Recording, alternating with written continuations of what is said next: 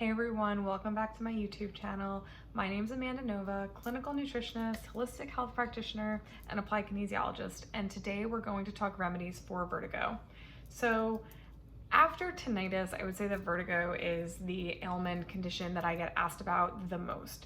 It's also very scary. It's very, very frustrating, and it lowers your quality of life. I will not go too much into the causes of vertigo today because there are differences. It could be due to a disease or an underlying condition. It can happen due to stuff going on within the inner ear. So we're not going to get too much into the root cause.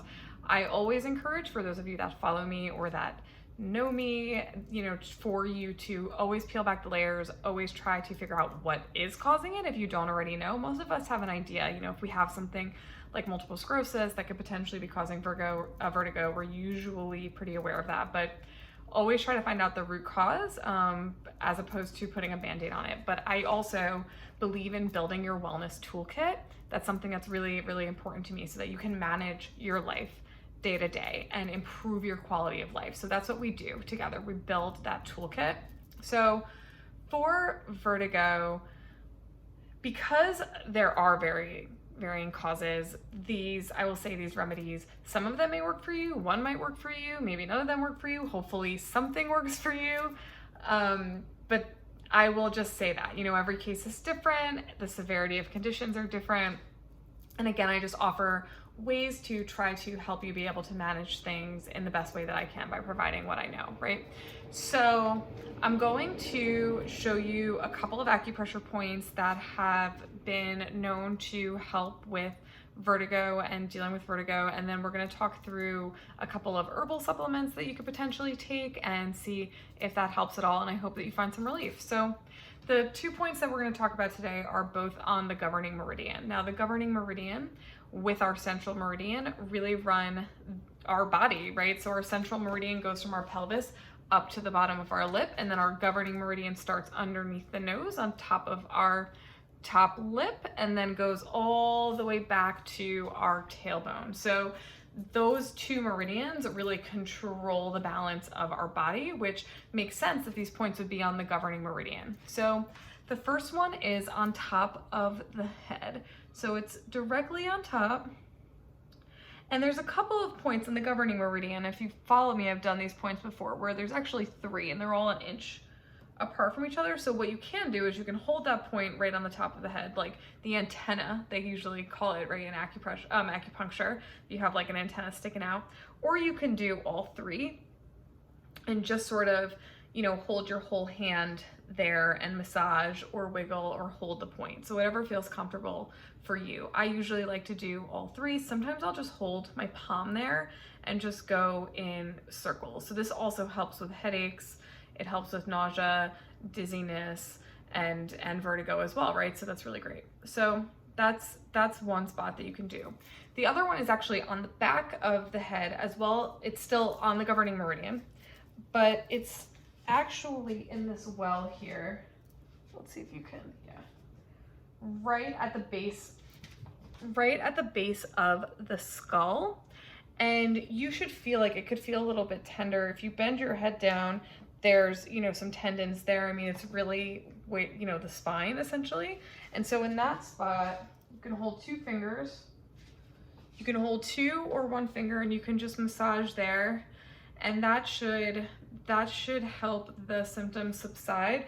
You can also massage the whole back of the neck underneath the skull, the whole base of the skull. Those aren't on the governing meridian. There are a couple that are gallbladder, as well as triple warmer, which manages the heat within our body, as well as some things with inflammation. And so you can just massage this whole area, and that can help kind of bring you back into homeostasis and sort of, balance you out, hopefully stop some of the dizziness that occurs with vertigo. That's very, very uncomfortable. So those are the main acupoints that I recommend. And then when it comes to herbs, the herbs and botanicals that have been shown to help vertigo the most are really within like the antispasmodic realm and sort of in the relaxant type of property of herb. So one is called valerian. This is one that you would want to take in the evening because it is also one that I recommend for insomnia. So it's a really good one to calm you down, help you go to sleep. So if you are experiencing vertigo and you cannot like get to sleep, or it's late at night, or even just in the evening, it's okay. I just wouldn't take valerian in the morning. I would take valerian in the evening. You can have that in tincture form, in tea form, you know, loose leaf tea, a tablespoon of valerian in about 8 to 16 ounces of warm water. And it smells terrible, but it actually is incredible, and it's been used for centuries. And my cat actually loves how it smells. So I don't know if you have a cat, but it's sort of like catnip for cats. They absolutely love how valerian smells for some reason. So she goes crazy for that. You can do it in a tincture, or you can do it in capsule form. Additionally, there's an herb called woundwort, which it's often found as marsh woundwort because that's where it's actually located, is usually in these like marsh type of areas.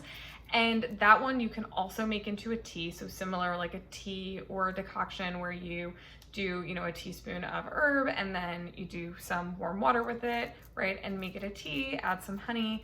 You can do that. That one is any time of day, but it also, I believe, has antihistamine properties to it as well, which is really interesting. I'm not 100% sure the connection with the vertigo and that. There probably is one, I mean, maybe, but just something important to note about that it actually also helps with allergies.